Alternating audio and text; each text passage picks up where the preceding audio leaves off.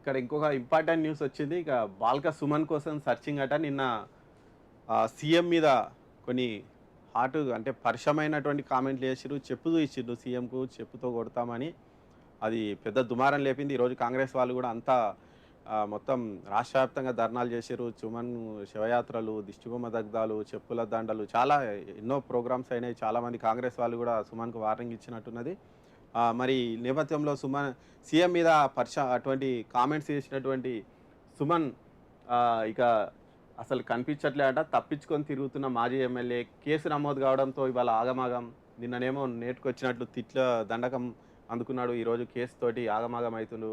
హుటాహుటిన కేసీఆర్ ఇంటికి, ఆపై తెలంగాణ భవన్‌కు ఎప్పటికప్పుడు ప్లేస్ చేంజ్ చేస్తున్నాడట. సుమన్ తిట్లను ట్విట్టర్‌లో సమర్థించిన ఎమ్మెల్సీ కవిత. కవిత కూడా సమర్థించిందంట. మావాడు తిట్టడం తప్పు కాదు అని చెప్పిందట. ఓకే.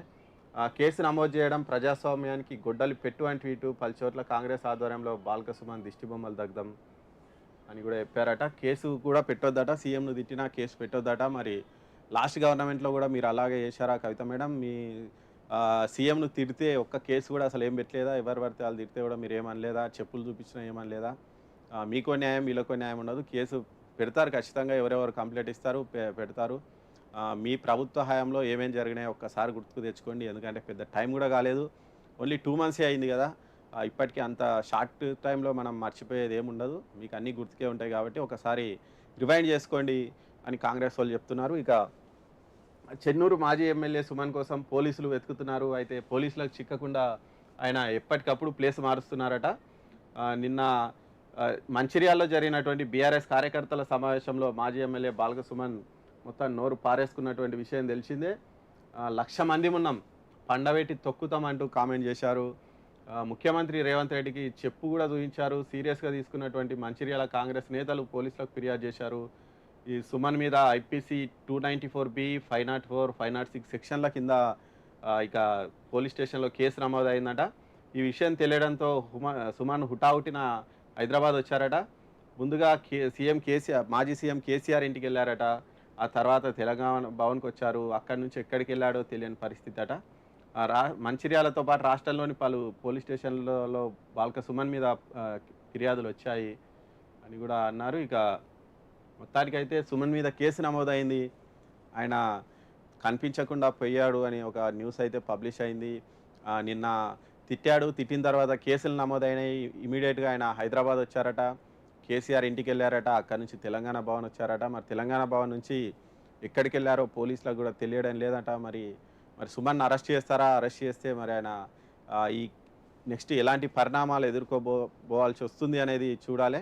మరి సుమన్ మీద పెట్టినటువంటి కేసులను కవిత తీవ్రంగా ఖండించారు అని కూడా ఇక్కడ ఒక న్యూస్ వచ్చింది. దళిత బిడ్డపై కేసు నమోదు చేయడం ఇలాంటివి కాదు అంటే, ఓకే, దళిత బిడ్డ అనేది అంటే తిట్టిన వాళ్ళు ఎవరైనా సరే తిట్టిన తర్వాత ఈ దళిత కార్డును ఉపయోగించడం మరి కరెక్టా కాదా మీకు తెలియాలి కవిత గారు. ఎందుకంటే ఈ ప్లేస్‌లో సుమన్ ప్లేస్‌లో ఎవరున్నా గానీ అక్కడ ఖచ్చితంగా కేసు నమోదు అయితుండే. మీ రావుల బిడ్డ ఉన్నా అయితుండే, రెడ్డిల బిడ్డ ఉన్నా అయితుండే, బీసీ బిడ్డ ఉన్నా ఒకవేళ అలా మాట్లాడినా ఆయన మీద కూడా అయితుండే. ఇక్కడ మళ్ళీ దళిత్ ఇష్యూని ఇక్కడ కనెక్ట్ చేయడం కరెక్ట్ కాదేమో. ప్రతీదీ పా పాలిటిక్స్ చేయడం అనేది మీకు బాగా అలవాటైపోయింది మీకు, మీ ఫ్యామిలీకి అని కూడా జనాలు అనుకుంటున్నారు. ఇక బాల్క ఒక తిరుగుబోతు అని పీసీసీ అధికార ప్రతినిధి భవానీ రెడ్డి అన్నారు. శ్రవంత్ దాసోజు ఓ తాగుబోతు అని. ఇద్దరు సీఎం రేవంత్ రెడ్డిపై ఇష్టం వచ్చినట్టు మాట్లాడుతున్నారన్నారట. ఓకే, బాల్క సుమన్ ఏమో తిరుగుబోతట, దాసోజు శ్రవణ్ ఏమో తాగుబోతట. ఇద్దరు కలిసి సీఎం మీద ఇష్టం వచ్చినట్టు మాట్లాడుతున్నారని పీసీసీ అధికార ప్రతినిధి భవానీ రెడ్డి కూడా అన్నారట. ఇక ఇక్కడ చూడొచ్చు మనం కాంగ్రెస్ వాళ్ళు రాష్ట్ర వ్యాప్తంగా ఈ దిష్టిబొమ్మ దహనాలు అవన్నీ అయితే చాలా వరకు జరిగాయి. మరి నిజంగా ఈ ఇష్యూ మీద కొంచెం చర్చ అయితే జరగాలి. ఎందుకంటే సీఎం మీద కానీ ఎవరి మీద అయినా సరే, సీఎం కావచ్చు, విపక్ష నేత కావచ్చు, ఒక హోదాలో ఉన్నటువంటి ఎవరి మీద అయినా ఇటువంటి చెప్పు తీసుకొని కొడదాము, మళ్ళీ పాతి పెడతామని ఎవరన్నా కానీ అది కరెక్ట్ కాదేమో. దీని మీద అయితే చర్చ జరగాలి. కొంచెం భాష అదుపులో ఉంటే ఎవరికైనా మంచిదే.